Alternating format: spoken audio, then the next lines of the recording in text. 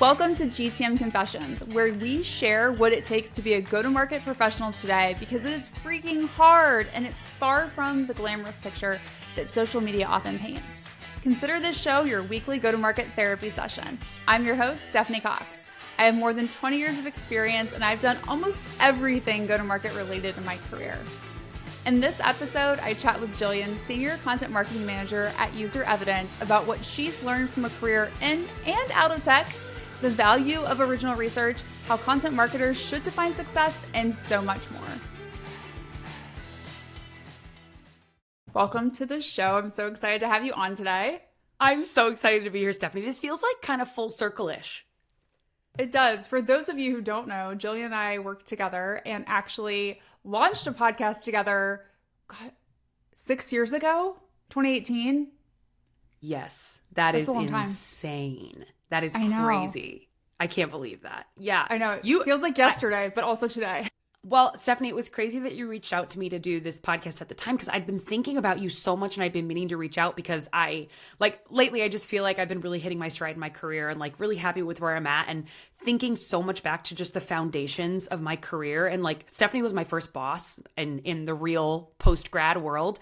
And working with you at Lumavate was literally a masterclass. It was like I got every facet of marketing and you were such a wonderful mentor and teacher and you were so patient and so wonderful and you gave me so much trust and confidence. And truly I've been thinking, I would not be at this place that I'm at without Stephanie. So I'm so glad that you invited me to be here. And I'm gonna try not to cry after It's that, fine. Everything's great. So sweet.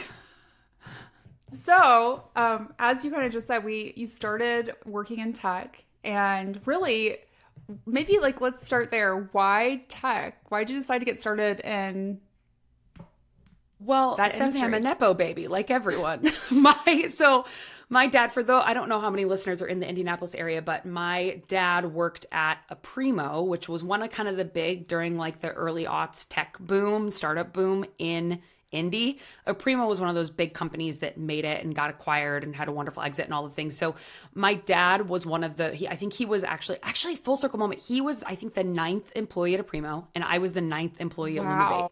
So at Lumavate, the co-founders of Lumavate were from Primo. So I grew up with Bill Godfrey and Rob McLaughlin around their families and everything. So truly Nepo baby situation that they took a chance on this fresh out of school, nothing but a journalism degree in my back pocket and hired me as the first marketer. And thank God they brought Stephanie on about a year later because I was just literally I was like, I don't know what I'm doing. So then Stephanie came on and it kind of mentored me. But yeah, I fell into tech kind of like I said in a joking way of Nepo baby, but I'm so glad that I did because I don't know if I would have enjoyed marketing anywhere else. It's really fast paced. It's really creative as far as B2B goes. I don't know that we're definitely not where B2C is. We still have so much to go and we're still so far behind what the actual trends in the B2C side of the market are. But as far as, B2B goes, you can't get much closer than SaaS and you can't get much more experimental than tech. So that is kind of how I landed here. And I've stayed for the most part. I've gone in and out a little bit, but it's just the place that I've really enjoyed, kind of fast moving, cutting my teeth, fun challenges, fun content, all the good things in marketing. So you did mention that you took a little bit of a break from tech. So what drove that? Yeah. So little career background, because this might help just give some context. So I was at Lumavate for the first few years of my career. And then I jumped to another early stage startup. COVID hit. So it wasn't exactly going to get off the ground in the way we thought it was. Jumped over to a larger tech company called Terminus. I think we were at maybe Series C at that time. I was the 250th employee or something like that. Hung around there for about a year and a half. And it was a masterclass in content marketing. I worked under my incredible boss, Justin Keller there, who is just a madman in the best way of brand marketing. We just did the craziest stuff there. I got in a dumpster for an actual dumpster. I feel that's really important. Yeah, no, and it was not sanitized. It was truly not cleaned in the slightest. I just shared a picture of it on LinkedIn this week as a little meme. And there's literally, someone pointed out Jillian, is there a toilet behind that dumpster? I'm there is a toilet behind that dumpster. So it was down and dirty for the brand. But we just did fun, crazy campaigns like that there, and I had so much fun. And I think that kind of doubled down for me. Like I was such a generalist at Lumivate and the other company I worked at that it was fun to kind of niche down and go like, okay, content is where I feel comfortable. Then I went to a podcast agency called Share Your Genius, and was there for about 3 years. I had met them through Stephanie, you and I starting the podcast because we were one of their first clients at Lumivate. So Share Your Genius was a podcast agency that helped B2B companies and thought leaders stand up their own podcast that would serve their marketing teams. So I was kind of like a strategic content consultant, but then also an executive producer for those years.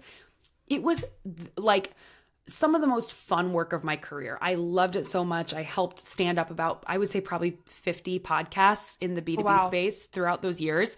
But with that comes just a breakneck pace. And like any person who's worked agency understands it, but anyone who's worked creative agency, like it is a whole different beast.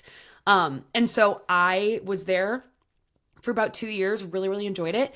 But then I had my daughter and took my paternity leave, came back, and just very quickly was like, oh, wow, I can't do this pace anymore. And I think I had kind of it was, postpartum hormones, all the things. Like, I think I had kind of a moment that I could not sort out my boundaries while sitting in that role. Because I just had too much pressure on myself. I put it all on myself. I had too much pressure with all my clients and too much pressure with the people I was working with. I didn't want to let anyone down. And I just didn't allow myself to like reconsider what work and now my life as a wife and a mother, how they could coexist in a way that was sustainable and wasn't going to burn me out. And so I had to take a step back. So I kind of joke, I just literally went like as opposite from tech and startup as I possibly could. And I went to a local e-commerce company that was selling socks of all things. And I ran marketing for them, which sounds like a big job, but it honestly was like, it was a very needed, like kind of chill. It was in person. I was doing a 45-minute commute to the south side of Indy. I was working with one of my dear friends from college. So it just was kind of like the break my brain needed to sort out like, okay, how much of this was tech's problem and how much of this was my boundary setting problem? And I think I found a really happy medium of kind of being like, okay, I know that there are places within tech, especially in startups, that the environment is not going to be conducive for me and my current priority set in my life. And that's okay. But I feel like in my career, I had a good sense so far of being able to kind of suss out and like spot the different kind of flags that weren't good for me. They might be great for other people, but for me in this stage of life, I was like, I know what I need and what I don't need. So that little 6-month side quest, I call it, was a really great time for me to figure that out so that when this opportunity at UserEvidence, which is where I'm at now, came along, they were my client at Share Your Genius. So I helped Mark, my now boss and VP, stand up the podcast at UserEvidence as one of the very first marketing initiatives that they did. So it was almost kind of like I'd already been on the team. I knew the company. I knew everything. I was able to just have a super honest conversation with Mark and say like, hey, this is the stage of life I'm in. These are the boundaries I'm setting. This is what I'm looking for right now. Is this a fit for us? And if it's not, no big deal. I'm not like, we can move on and still be friends and all the things. But I feel like knowing Mark, having those conversations up front, being able to set those boundaries and have them be like a mutual understanding before we even got into the formal interview process. But then also I remembered, like, again, little signals that you get. I remembered that when I was working with Mark on the podcast, I had met the co-founder and CEO of the company, Evan, one time. But then he went on paternity leave. And he was out on paternity leave for, I think, 2 or 3 months. And Mark was like, we are not contacting him. Like, he is on paternity leave. I don't reach out unless he reaches out to me. Like, we are not, like, that is his time with his family. And I was like, oh, okay. If this is starting from the top, that the CEO is going like, yeah, I'm on paternity leave. I I will reach out to you.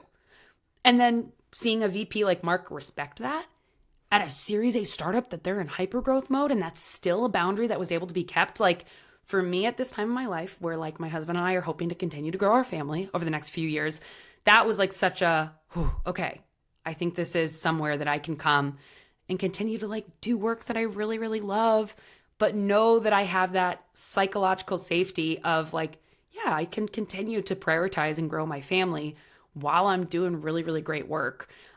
And I think honestly, Stephanie, for a long time, I didn't think that could coexist. Well, and I think it's because we're taught, for especially women, right, that we can have it all, right? And that you need to have this work-life balance. And I think the reality is none of that's true. Yeah. Right? Sometimes work gives more and sometimes life gives more. And it's really more about like, how do you integrate the two that work for you? And everyone's different. And I think as a new mom, I have 4 kids, and like everyone wants to give you advice. And I always tell people like, what works for me may not work for you. Right? And what works for me, like, yes, I can give you stories. I can give you anecdotes. I can tell you like, hey, I did this, it epically failed. This worked. But everyone's at a different point in their life. And I think that's really important. I can like to think about what you need and what your family needs and what type of environment you can be in, because tech is fast paced. It's hard. It has, I would say, a culture of like hustle and grind 24/7. And I think that is the case at a lot of companies. But I also think there are companies out there that have found kind of the sweet spot, which is, yes, we work really hard, but there are things that are more important than selling software. And I think the thing too that was like a really good, another little green flag that I heard when I spoke to Mark, my now boss, about all this before I even interviewed. And I just said like, hey, the stage my family's in right now, like I want to be there in the evenings. I need a couple hours with my daughter after work before she goes to bed. There are days I'm going to need to log off at 3:30 Eastern because I want to spend time with her. I need to go pick her up from her grandma's house or daycare or whatever our situation is. And he was like, Jillian, I don't count your hours. Like, I don't care. Like I care about output and I care about goals. So like, if you end up working 30 hours a week and you're exceeding all your goals, I couldn't care less. Like, that's amazing. And that to me was another like, whew, because there is also in a remote startup environment, there is always that little weirdness in the back of your mind about the green light on Slack that you're like, yes. Oh, who's looking at this? And like, do I need to have an excuse every time I'm stepping away? Or, how much are they monitoring this? Or how much do they care about this? Or can I go take a walk without someone like needing something urgently? So it was all those things kind of came together. And the other thing is that UserEvidence is one of the most asynchronous companies I've ever worked for. All of us are on different time zones. So it's a very interesting and cool, honestly, environment for me at this phase of our lives. Like, there's never an urgent meeting that just comes up. No one ever goes, hey, can we just jump on a Slack call really quick? No one does that. That sounds wonderful. No, literally, Steph, everything we do is Looms. So it's like, I'll come back on, and if I've been off for an hour, like having lunch with my daughter or taking a walk or going to the store or whatever, I'll come back and like maybe I've got a Loom to watch from my boss, and then I respond to him with another Loom or a voice note. But it just like, it fits my life. And I think I spent a lot of the first part of my career really fearful of when I became a mom that I would have to fit my life to my work. But I'm so grateful that like I had a good portion of my career before this in tech and in early stage startups that I'm like, oh, I don't ever want to fit my life to my work. I want to fit my work to my life. Does that mean I have to be pickier? Yes, it does. Does that mean I have to really reflect often about my boundaries? Yes, it does. And my boundaries change a lot. Like 5 years ago in my career, I was really, really dead set that I'm like, after I log off at the end of the day, 5, 6, I'm not on at night. Like, I'm with my husband, I'm with my friends, I'm doing my hobbies, whatever. Now, I've completely switched that boundary. And like, I was holding so tightly to it when I first became a mom that it was like, it took me a while to realize like, oh, this is actually hurting me and I should change this boundary. And the second I changed it and said, actually, what I would like to do instead is that I would like to log off at 4:00 most days, hang out with my daughter for 3 hours before she goes to bed. And then after she goes to bed, get back online for an hour to finish up the stuff that I need to when no one else is online and I have couple of minutes of quiet, that ended up being way better for me. And it was like, if I hadn't taken that time to reevaluate that boundary that I'd set and like allow myself to reset it, I think I would still be miserable. Well, I think that's so important that you said that, because I've been that way for a long time as a mom. Like I go home, we do dinner, all things, but especially when the kids are younger and they go to bed, I like to get things done. There's no one else online. It's like a good quiet time to think. I tend to think better at night. So I'll do stuff, and I'll always used to tell people, just because I'm working at night does not mean I expect you to. That's just what works well for me and my family. And I'm glad that like you found that too. But then I know other people who they really need, like when they're done at whatever time that is, they need to like mentally check out till the next morning. And awesome. If that's what works best for you, great. If you want to get up at 5 a.m. and work, awesome. That's not me. I'm not a morning person. But it's great. Yeah. I feel like I've also had a really kind of freeing revelation lately for myself that, especially in this phase, like I said, I've got a young daughter, like continuing to grow our family. I've had a really freeing revelation that I'm very happy in the level and role that I'm at right now.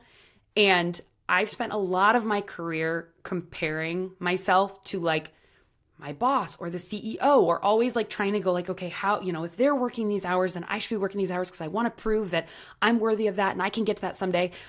But I've had a very freeing revelation of like, actually, I really love being an individual contributor right now. I don't have any desire right now to jump up to like a VP level or a C-suite. That's really, I'm like loving the work I do. I don't want to start to get into like managing teams and managing people and that being most of my job. So I feel a lot less pressure to compare myself then, where it's like, before, for example, like my boss now, he works on the weekends. He's crazy. And I say this to him all the time, like he's scrolling LinkedIn on a Saturday and I'm like, you're psycho. But he loves that and he enjoys that. And that's how his brain works. And like, he needs that, I don't want to speak for him, but like, I think he enjoys that time to be able to lock in on the weekend when no one else is online. I used to feel really guilty about that because I'm like, oh, if he's doing it, I should do it. No, I'm like, he's my boss. He's chosen this level. He has chosen to be a VP. He has chosen to lead a team at a startup. I have chosen to actually, technically for my last role, take a demotion. If we're looking at role titles, I technically chose to take a demotion so that I could have the balance that I am looking for at this phase of my life. So it just was a very freeing realization to me too, that like, I have control over those kinds of things. I don't need to just constantly be searching higher. It's like, if I'm content, I can be content right now and just like work very hard in the seat I'm in without having to like have a next rung of a ladder I'm trying to climb to. And do amazing, great content work. I think, which is what, as we transition to the next part of our conversation, I love how you started out, right? Very generalist. And I remember like when I first was working with you, how talented, like right away I saw that you were, and the spark that you had for content marketing and all of these ideas that you would come up with that I'm just like, how did you think of that? How did that come out so quickly? So now that you think about content marketing, can you describe, because I think a lot of times we have this like definition of like, well, content marketing is blog posts and ebooks and white papers and, like the list goes on and on. How would you describe like what content marketing is today, especially in the frame of like B2B? Content marketing is mindshare. Like, I really think content marketing is just driving mindshare. I think most marketing teams are tasked with two things: mindshare and demand. Every part of the team has to touch both, but I think so much of content marketing's job is that mindshare. We're the keepers of the brand. We're mostly focused on top of funnel content, at least in most of the teams that I've worked on from content marketing perspective. So our job is to create content that is going to win that mindshare. There's so many ways to do that. You can do big, crazy, put a girl in a dumpster campaigns that are memorable that 5 years later people are still DMing me about. Or you can do things that are like, wow, that was one of the most helpful educational pieces of content I've ever seen in my life. Like, there's so many different ways to earn that mindshare, but at the end of the day, like, that is what good content marketing does. And that's how content marketing gets a seat at the table. So how do you think about all these misconceptions that exist in content marketing? Like, what do you think the biggest ones are that you still find you have to combat on like a daily basis, whether from the people you work with, from just other people on social media? Like, what does that look like to you? I'm combating them in my own head, Stephanie. I feel like I've still in my own brain. I'm like, gosh, I need to think about SEO more, and I need to write more blog posts. We need to rank better for this and the blah, blah, blah. All that's important, I'm sure. I've never been an SEO first marketer, but like there's so many shoulds that I feel like get banked into the content marketer's world. SEO is one of them. Blogs are one of them. At this point, podcasts are one of them. Like it's kind of the flavor, but there's always these things that everyone goes like, oh, this is what we should be doing because everyone else is doing it. And it's mostly channel based. I don't think there is any channel that every single brand should be doing. That might be an uneducated hot take, but I really don't think that's the truth. I think you have to, as a content marketer, we think output is success. Ross Simmons just did an interview with us for a video series that we have on our YouTube channel recently, and he talked about this, and it just resonated so much. Like, as content marketers, so many of us feel that success is output and volume of output, and that like if I look at my little list, which I literally have my list today of like here's all the things that I need to do, and let me check everything off. If I just check off all the content that needs to go out this week, then I've done my job. And look, I posted 7 blog posts this month. So aren't you proud of me? And aren't I providing impact? But like the actual answer to that is no. If you're just pushing out content and you're not focusing on redistribution of that content in different ways, if you're pushing out content and you're not actually looking at what the impact is as far as mindshare and demand go, if you're not actually measuring success of the piece based on like success you have set at the beginning of like, what are we even doing this for? Then it's literally a waste of your time and a waste of your team's time, which is heartbreaking because it's so much easier to just make it checkbox marketing and just go, look, I did the 3 videos this week. That's my job. It's like, okay, but if those 3 videos aren't actually earning you the mind share and you don't have these indicators of success for them, then why are you doing them? I get caught in that all the time. It's the content hamster wheel. Every content marketer struggles with it. Well, and I think it's because so much of, especially early marketing from a digital perspective, was all about quantity, right? How you should post every day of the week. You should do this. You should do that. And I think there wasn't a easy way to measure like content effectiveness. And even today, I think there's lots of different ways that people could argue it should be measured or how it should influence pipeline and yada, yada, yada. But I think that's what drove a lot of it. Is it was just easy to say like, oh, my goal is 30 blog posts this month. I did 30 blog posts. My goal was, 2 videos. I did 2 videos, and I fall victim to that too. I think the other part is, as a marketer, and especially in content, you have this really strong creative spark. And so oftentimes you struggle with having to reuse content. I always, what is the old adage that until you're sick of seeing it, like none of your customers and prospects even are paying attention? Yes. But it feels wrong, right? Like it feels wrong to take one piece of content and use it 45 different ways because like you're bored with it. So clearly everyone else is bored with it, which is not the case.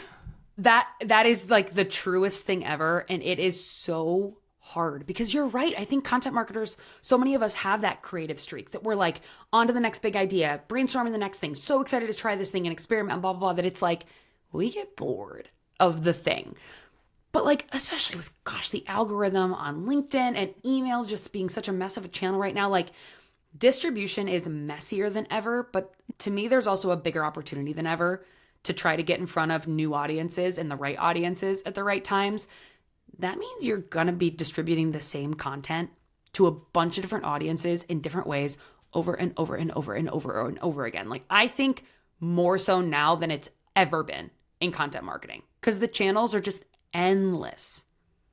Well, and that's what I wish that more content marketers would think about, is less about like the actual content itself. Like once you have that developed and it's really stellar, but thinking about like the creativity in terms of like, how do I do that on LinkedIn? How do I do that as a video? How does that be used for like some sort of digital infographic?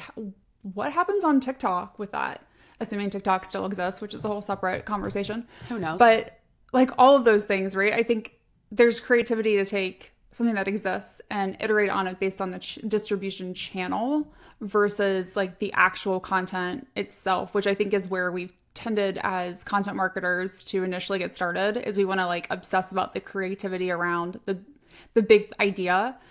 And I think there's lots of ways to infuse creativity into distribution, like you were mentioning. That. And I think we've also, again, as like myself as a content marketer, have fallen victim to this idea of like a very neat funnel of repurposing content where it's like, okay, you start with a big piece of content, then it gets a little bit smaller, then you make it a little bit smaller, then you make it a little bit smaller, and it all goes on different channels.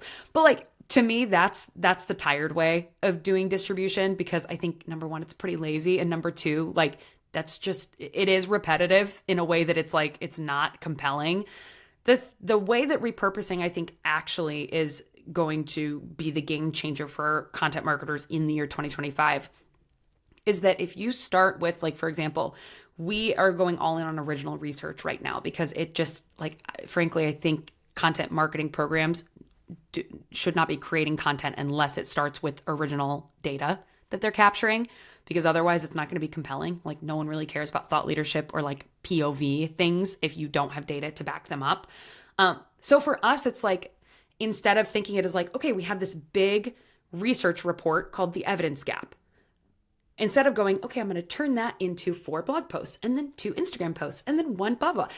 Instead, it's like, okay, let's take the puzzle pieces that made up that report. So we have all these incredible stats. We have great quotes from thought leaders.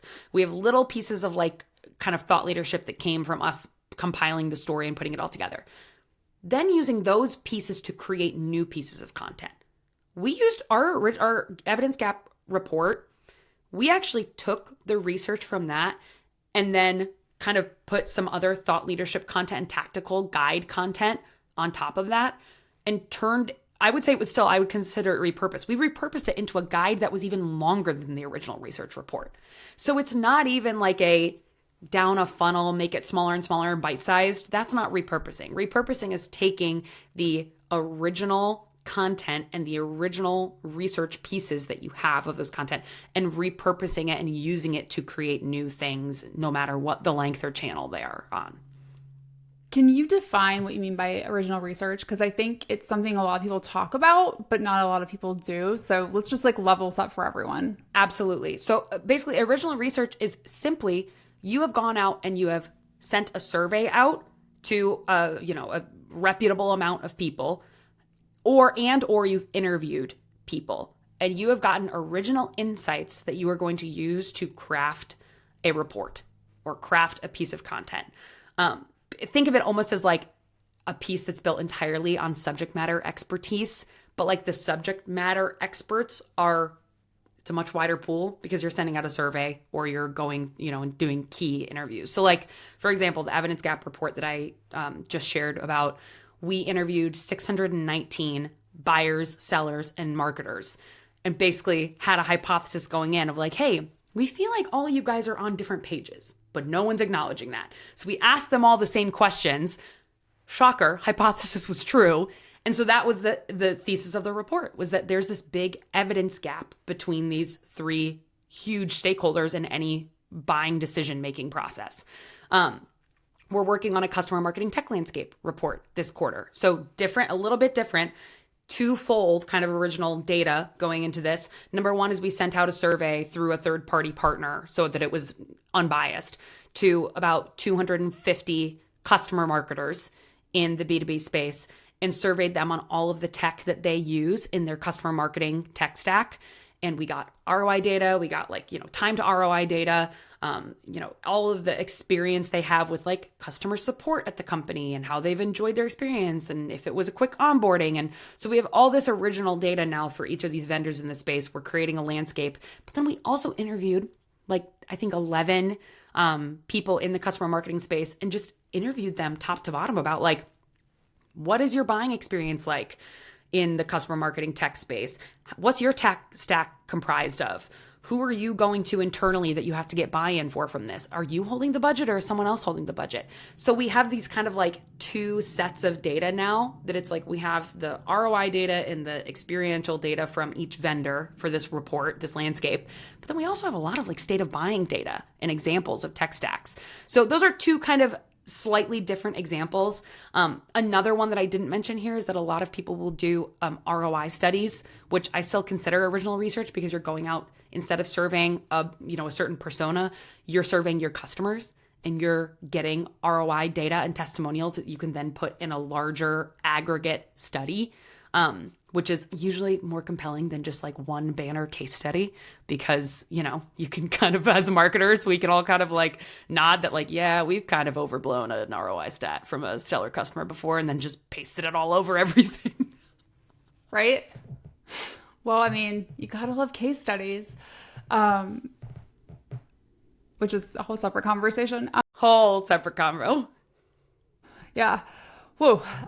So I guess like a question, when you talk about original research, it seems so easy, right? Like in reality, right? Like you come up with a hypothesis, you craft a survey, you send it out to people that are applicable to it, you get the right number of responses, and then you use that information. So why are so few people and companies actually doing that? Because it's not that easy. It's actually so hard. So I think there are a few big reasons that more people aren't doing it. A big one is, number one, it is hard. Like it is very, very, you can't do it on your own. It's hard to do on your own. You usually need some sort of third party that's helping you send out the survey just because they have the expertise of like how to craft the questions and help you get the narrative that you're looking for. You've got to put a ton of thought internally into like what narrative you're trying to craft. And then you also, this is, I think the big reason people don't do more of it. There's that scary moment of going, what if we are wrong? What if our hypothesis is completely disproven in this? I see you nodding, Stephanie. Have you had that experience? Uh-huh. Well, and it's why I think people like default to the case study because the case study is very controlled, right? Like you can control it. I can control like what the case study says. When I do original research and you have an hypothesis and you try and ask questions to help you, prove out that hypothesis and get the data behind it to support it, there are times where you get the results back and you're like, well, that's not what I thought was going to happen. And sometimes it's like scary because now you're just like, oh, I thought we'd have this great data around this whole talk track and that was the plan for the next quarter. And now I have to rethink that. But then it's also, I think, really enlightening from the perspective of if you do it correctly, it can actually fundamentally change your business. Because clearly there was something that you thought was crucial to telling your story that you are wrong about. And if you're wrong, shouldn't that impact everything? Big time. And this is why I've been so bullish lately on original research from a content marketer's perspective for almost that exact reason, Stephanie, is we can go back to the tactical of like what happens if your hypothesis is proven wrong. There are things that you can do to kind of like put some safety nets in place in that perspective because like we had that slightly happen with the evidence gap. I can share about that. But I think the reason that there are so many people that aren't willing to do it is because they are, I'm sorry, Casper started talking. I completely lost my train of thought. Casper's her daughter, who is adorable, by the way. Yeah, I'm so sorry. I'm surprised she isn't like coming in the room right now because it sounds like she was coming down the hallway. What was the question that you asked? I asked why we were talking about why are so many people like afraid to do it if their hypothesis is proven wrong, and like what do you do from that perspective? I had a totally different train of thought that I was going off on, but we'll stay on this one then unless I remember the other one. My mom would always say, if you forget it, you probably weren't supposed to say it. So we'll just go off that. But I will say like I said, there's kind of some safety nets that you can put in. So for example, with the evidence gap, what had happened, this was before I had joined UserEvidence that they were putting this survey together for this. So the team had put together this survey of, like 20 to 30 questions they were sending out to 600 marketers. Their hypothesis was that there was this gap. They were ready to go. And someone paused and said, you know what? let's send this to a control group. Let's send this to 30 people before we go all out and send this far and wide to like 1,000 marketers because we're trying to get at least 500 responses. Let's send this to a control group first just to see what kind of answers we get back and what sort of aggregate data we're going to get from these answers. Because that'll help tell us if there are some questions that are confusing, or if there's questions that are pointing us in the wrong direction, or if we are literally going to get this back and go, oh my God, we are completely off base. So they did that. They sent it out to 30 people and they got it back and they went, ooh, okay, couple pieces here that I think we need to tweak the questions because the data was all over the place. So the question might have been confusing, or maybe we were wording it differently for like a marketing audience and we needed to word it for a sales audience for it to make more sense. So they did that and made a couple of crucial tweaks. And then they said like the data they got back after they made those tweaks and did that first control was way more expected because they had done that little test. And so it gave them kind of a head start and then also gave them that safety net of like, okay, where should we double down? Are there any more questions we need to add? I'm not saying anyone's doctoring surveys. That's not what anyone is doing here. But they're like really surveying is an art. It's definitely an art form. So that is a tip that I think is so important that a lot of marketers kind of forget because they just are like, okay, if we're going to go all in on this, we're going to go all in and it's scary, but we're doing it and just full send to 1,000 people. And it's like, no, you can take a little test. This is marketing. This is not like CDC data that's changing lives and health, you know? Right? Well, and I think it's interesting because it's kind of, I think of like messaging, right? Oftentimes as marketers, we come up with this great messaging and we're like, it makes sense to us because we're drinking the Kool-Aid every day, right? Like for us, like clearly you would talk about our product offering and with this nomenclature. And then you show it to someone else and they're like, what do you do? And so I think seriously, surveying is the same way. Like the questions may make sense to you because you live and breathe that topic every day. But when you give it to someone who is your ICP, your target audience, but they don't think about it in that word choice, or they think about something completely different when you ask a question this way. I think it's really helpful to figure that out before you send it out to 1,000 people and you get data that's all over the place because people didn't understand what you were trying to ask them. It's really vulnerable. And I do think that I remember the point I was going to make before, so I'll come back to it.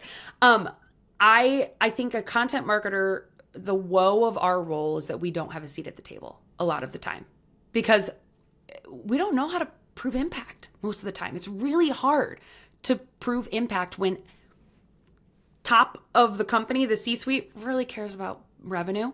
And like, it's very hard to tie top of funnel content directly to revenue. Attribution's a mess. It's really hard to do that. And it's not possible to do that. And also it's not realistic. You shouldn't be making content that's just to drive pipeline. That would be horrible content strategy. But original research for me has become a way that I am immediately knowing that I'm proving impact outside of just my marketing team. Because for example, with this customer marketing tech landscape report that we're working on, we worked with a third party to do the survey, like I said, so that it would be, all kosher and we were not skewing any data since we're a vendor in the survey as well. There was a question in the survey that said like, what do you hope for the future of customer marketing tech? Like, what do you hope for, the vendors here and what do you hope they'll realize? Out of the 250 responses, I was digging through that data. So like I'm the point person that gets all that data from the third party. No one else in my company has that. I could have very easily just passed that off to our copywriting team and said, go for it.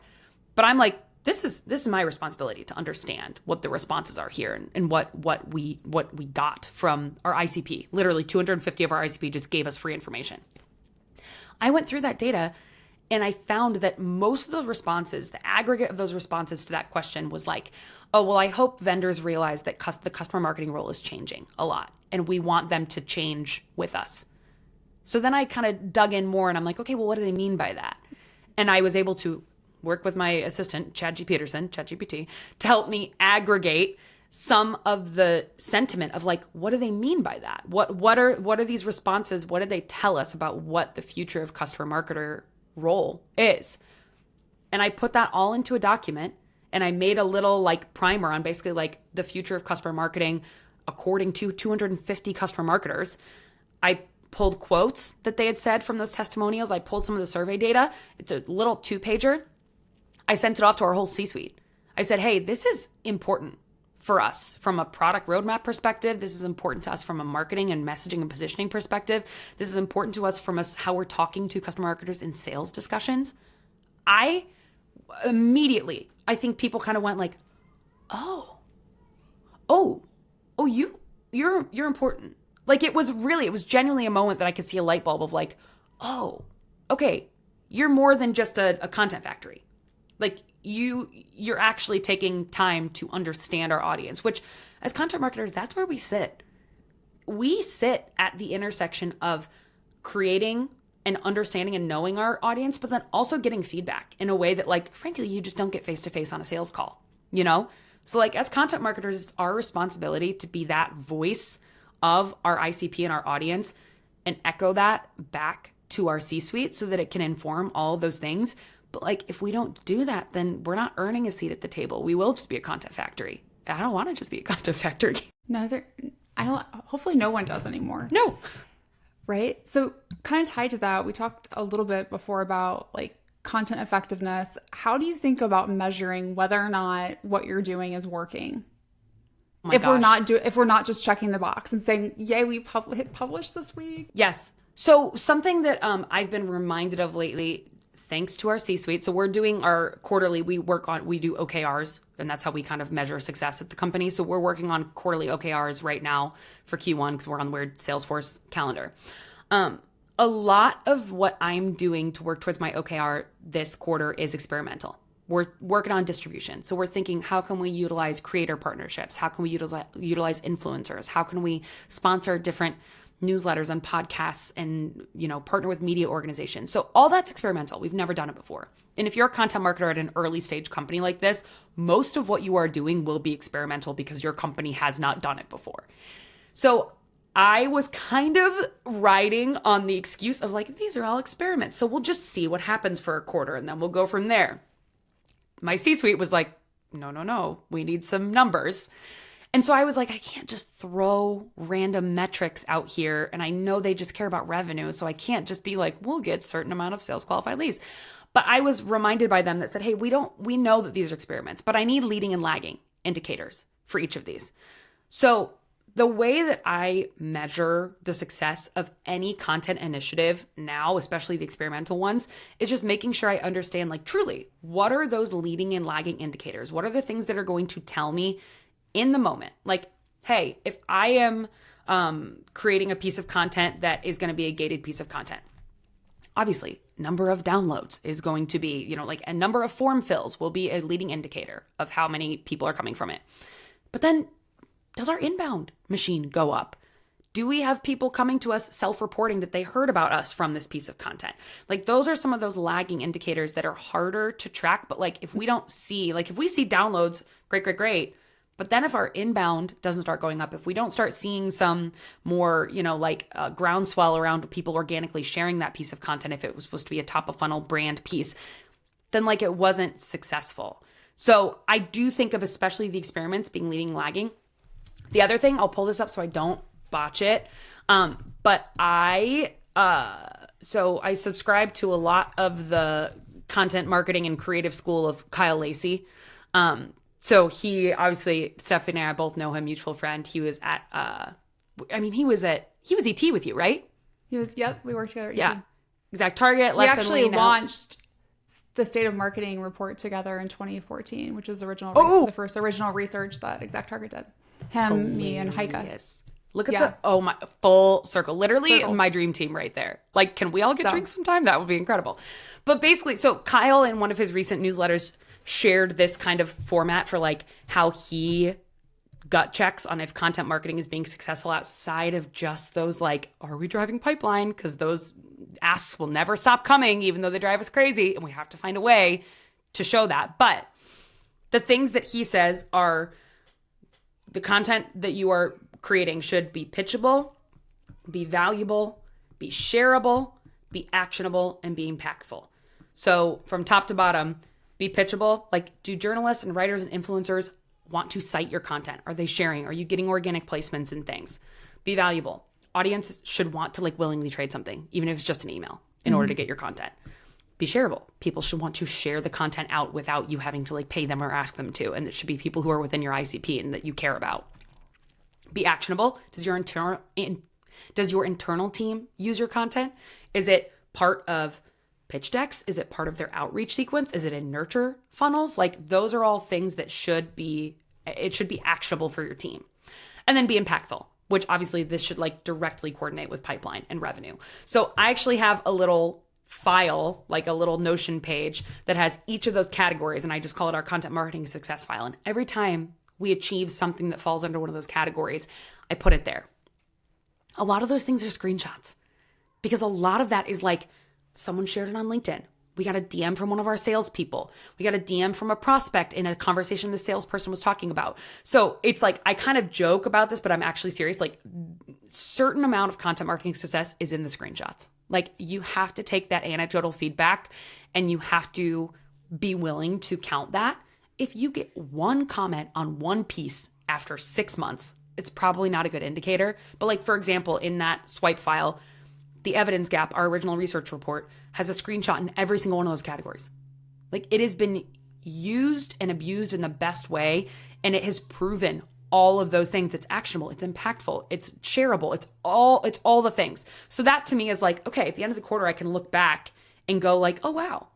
The theme is that we have 3 pieces of content that keep showing up as these 3 things. So that's a good hint to me of like, A, that means they were successful. And B, we should double down. We should do more stuff like that.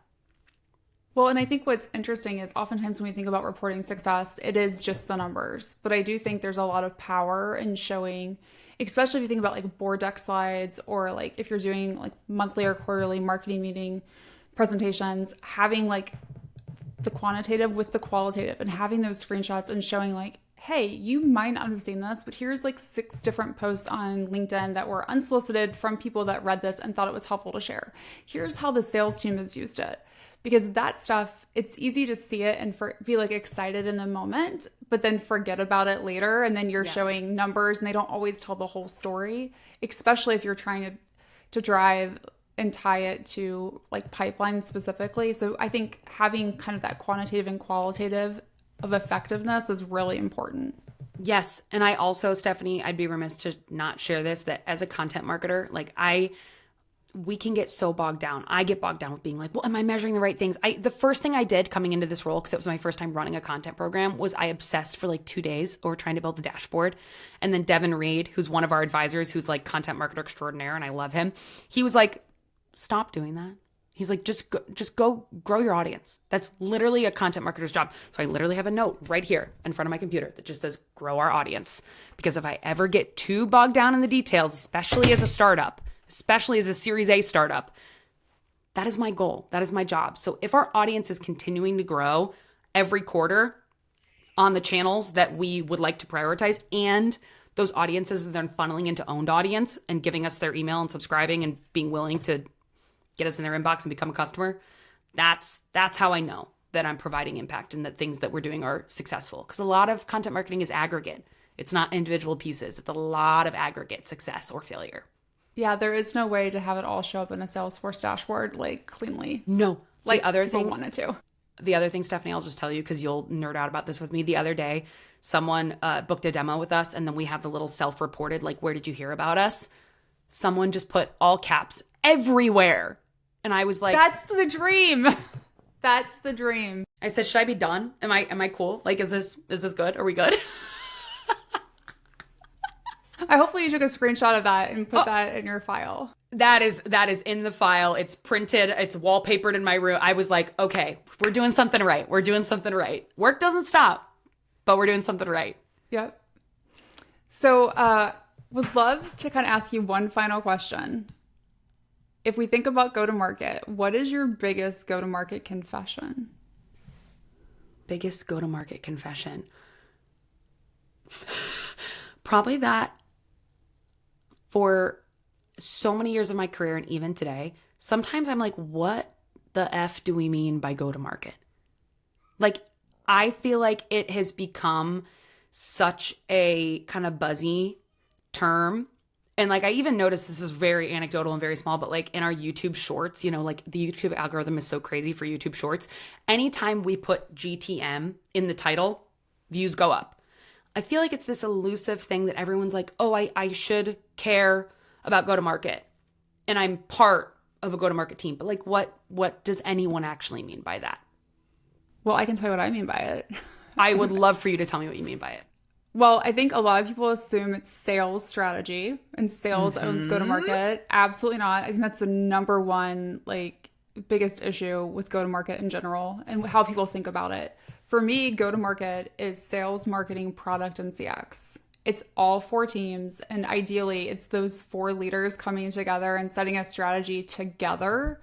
Because I think if you don't do that, regardless of your company size, and it's especially, I think, more problematic when you're smaller, but if you don't have a cohesive strategy that the 4 of you have set and that everyone's running towards, I think you end up just like butting your head against the wall a ton. Because if marketing's not talking about, you know, messaging in the way that is what the product team is building and what sales is going to go sell and the customer success team is going to go implement and renew, like, you have a huge problem. So it's literally all of those things, and it can't be owned by a single person.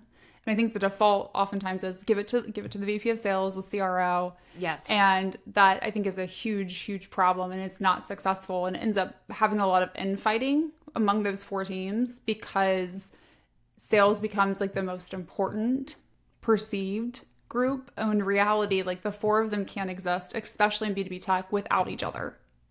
And every one of those teams at most companies, especially early stage, are all talking about the product differently. They're all talking about the audience differently. They're all messaging differently. They all think the value prop is different. They all think the problem that you're trying to solve is different. So that, like, I feel that big time. That is something that I think most early stage teams I've been a part of are always struggling to figure out, like, okay, how do we align all of this? Because when you're at an early stage company too, everyone's got strong passion for what they're doing. So it's like, there isn't really anyone that's just going to like go with the flow to be like, okay, sales told me this, so I'm going to do it. Marketing told me this. That doesn't happen. It's a nice little double-edged sword. We love the passion, but it's really hard to wrangle all the passion into one unified message and point of view. Well, and that's why I hate when people talk about like we got to align the teams. And I'm like, I mean, sure. But I feel like alignment is like, hi, we're going to talk about things in a meeting and we're all going to nod our head and say that we agreed on it. Yep. And then everyone's going to go back and do whatever they want. To me, it's about like 100%. Right? Like, to me, it's about cohesion, and like marketing shouldn't have like be in its own little world developing a strategy. Sales shouldn't be like, everyone should be in a room together. There's one go-to-market strategy, and here's how marketing's doing their part. Here's how sales is doing their part, and so on. And I think that is the differentiator between what successful go-to-market teams look like and what everyone calls go-to-market, which is really just everyone doing their own thing. And we're talking about go-to-market as like what the sales strategy is. So no, yeah, and it also includes ICP alignment, with which you know among those 4 groups is not in alignment almost ever. Mm-hmm. I mean, but like we'll nod and agree in the meeting. Of course, yeah. Of course, I mean, like sure in the meeting, but also. You've been listening to GTM Confessions. If you love what you've heard, make sure to subscribe, rate, and review our podcast. And don't forget to tell a friend.